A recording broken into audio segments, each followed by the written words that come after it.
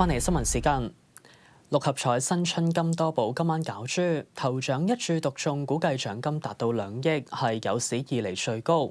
中環投注站大排長龍，截至下晝3點，投注額超過2億6千萬。黃永之報導。大年初五迎財神，其中一個選擇就係嚟到馬會呢個開過最多頭獎嘅中環士丹利街投注站。未開門已經打晒蛇餅，唔少人都想發個2億夢，希望橫財就手。呢啲機會嘅嘢好難講㗎，即係睇你夠唔夠運咯，睇你夠唔夠力抬嗰2億啊！夠唔夠力啊？我希望我夠力啊！上嚟最旺投注站買張飛，盼做億萬富翁都要俾啲耐性。人龍由士丹利街去到得幾粒街，延伸到擺花街，龍尾排到入投注站要大約3個鐘。咁多人排隊想易啲中獎，佢哋都有啲攻略。易經講話今日要着紅衫黃衫啊嘛，就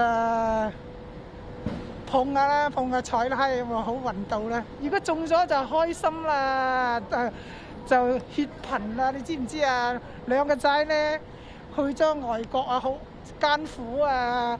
咁啊中咗，等佢俾錢佢買間屋啦。我哋幾個人㗎，集資㗎。點解嘅咧？唔分開買嚇？好似上市嗰啲咁樣啊嘛，大家走埋一齊啊嘛，好運啊嘛。我唔好運咧，佢哋好運啊嘛，佢帶好運俾我啊嘛。有攻略都要有誠意，佢特登搭大半個鐘頭車，都要嚟到尖沙咀漢口道呢個投注站。佢話頭獎、2獎、3獎都好多人中嘅，所以我特別嚟咯。如果唔係，我喺屋企附近買咧，我首先係做善事先㗎啦，2億都唔使做啦，唔好話2億啦，1億都搞掂啦，係咪啊？仲投資咩啊？乜都唔使投資啊，係咪啊？唔使做係。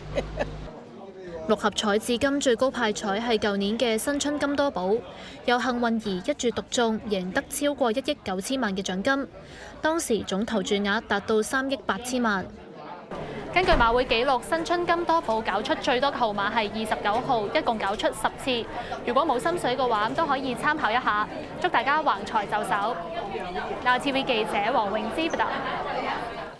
英國警方繼續搜查前王子安德魯喺溫莎嘅前住所。